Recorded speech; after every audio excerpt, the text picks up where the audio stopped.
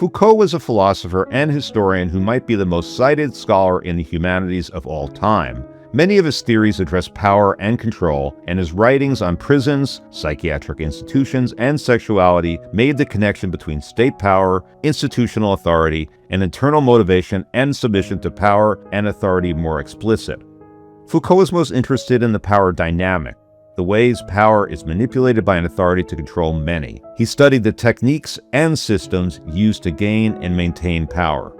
Foucault traced the shifts in power that accompanied economic, social, and political shifts starting in the late 18th century Europe.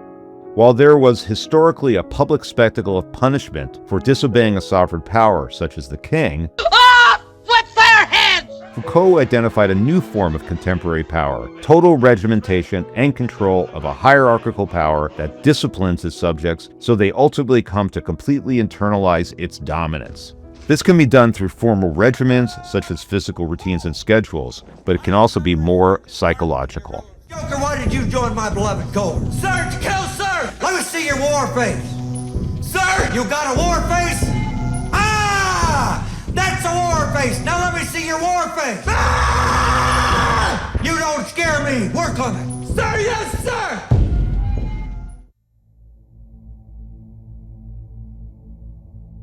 Foucault used a guiding image to describe how hierarchical power becomes psychologically internalized, the Panopticon.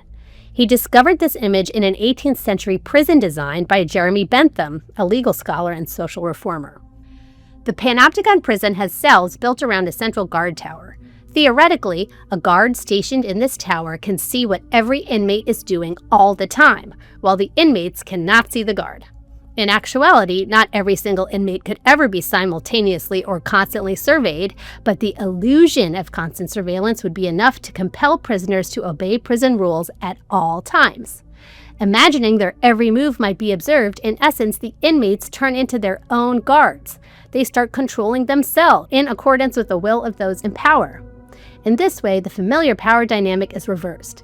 As opposed to the power being visible and the powerless invisible, power is rendered invisible and the subject is up for scrutiny. Meanwhile, authority assumes power from the inside, overtaking internal attitudes, motivation, bodily practices and actions, and ultimately the heart and soul of everyday life. The combination of physical techniques and managing bodily behavior and the psychological techniques managing attitudes and motivations is called by Foucault governmentality. Foucault saw the dynamics of governmentality not just in literal prisons, but in everyday institutions and ultimately throughout modern life under capitalism. The broader reach of governmentality came in part due to the extending reach of the state. In the 19th century, the state moved beyond issues of law and started to intervene into issues of life itself, assuming a role in public hygiene and public health. Beard, hair, clothes, daily change of underclothes and socks. Eat balanced meals. Check the mouth. Keep teeth clean. On a quest to improve and extend the health and biological functioning of the general population, the state also started taking interest in things like population control and social welfare. Foucault called this biopower.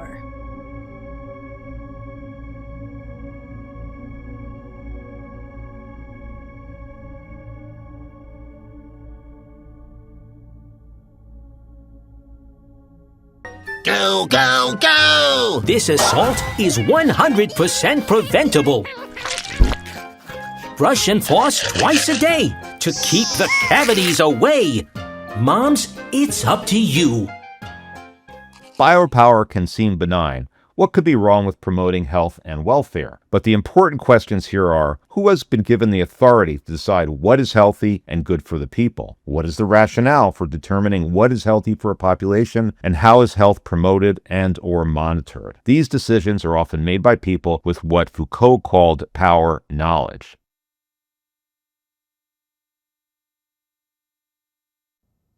The word is a hyphenate because for Foucault, power and knowledge are inseparable.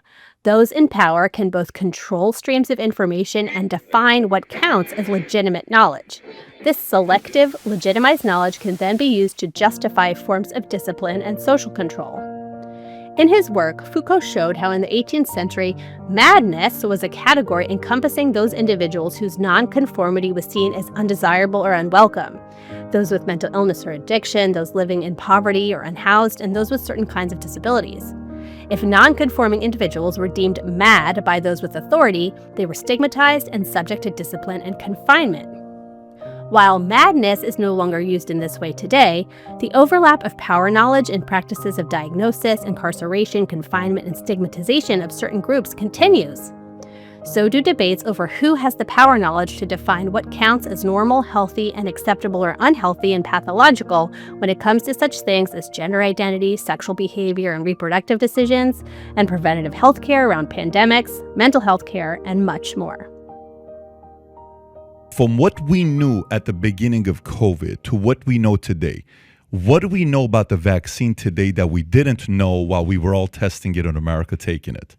What have we learned now? What do you mean testing it on America? There were tests before it was released. 9 months is not a long time to test. No, but it was tested. Yeah, but 9 months, the average is 30. The average is 5 to 10 years. I mean, 9 months is not enough. Okay, so you have to say test. There were trials. That's what the point of phase 1, 2, 3 trials are all about.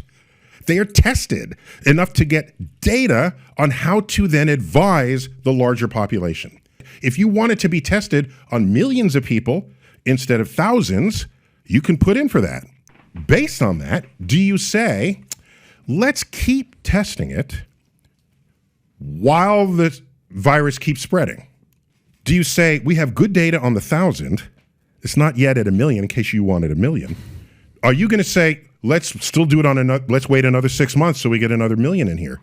Will you do that as a public health professional? No, I would have said, allow the individual to still have a choice that's okay with 1,000 instead of a few million. Leave the person have the choice. Not force him to take it or else you're going to get out of the Marines and you've been doing this for 14 years. Not force him to take it or else you have to quit your job as a nurse. There's a public health force versus there's a choice. There's a public health contract.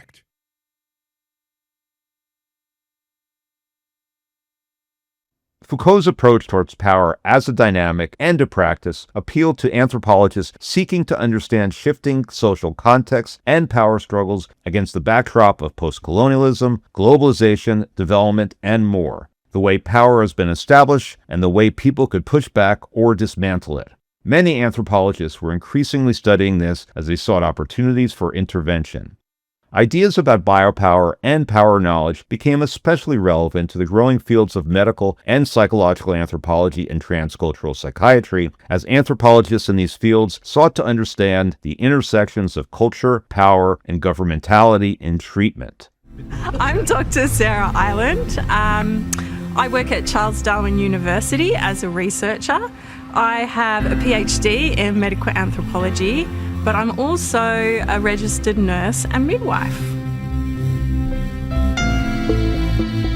My research is in medical anthropology, so I look at how culture affects people's perceptions of wellness and disease. One of the research projects that I'm working on at the moment is called Caring for Mum on Country, and we're looking at how Indigenous knowledges can be used to empower women to become doulas or Indigenous childbirth companions. Foucault became useful for applied anthropologists to think through the dynamics anywhere at state power, often external to the culture, sought to intervene in the psychical or psychological health or well-being of local communities, exploring how ideas about health, prosperity, and care of the self could act as its own form of cultural domination. 8 years of lobbying has borne fruit. In a first-of-its-kind model in Australia, privately employed midwives will be able to birth the babies of First Nations women in Shoalhaven Public Hospital on the New South Wales South Coast. Oh, look, we've actually been fighting for birthing on country and having our birthing and ceremony rights within, the hospital for many, many years. So for us at Wominda, being able to create a model of care that is actually led by Aboriginal women and governed by Aboriginal women, and having our midwives be able to provide a space that is culturally safe, where we can actually practice our protocols and have our women actually have that self-determination within their birthing journey and saying how that wants to happen. And look, it's just amazing to be able to have that model in place now and, be able to make change and make a difference with the birthing of our beautiful babies.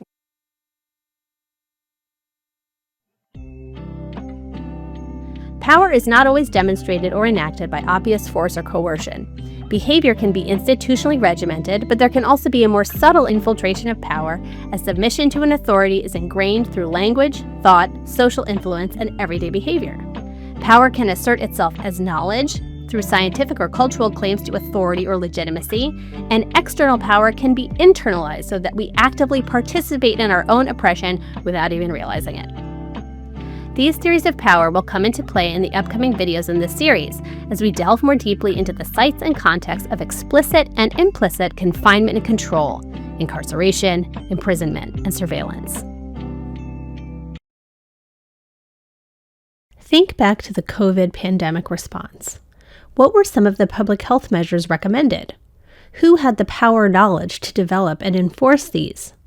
What were some of the controversies around these measures, and what implications did they have for public health and for society in general?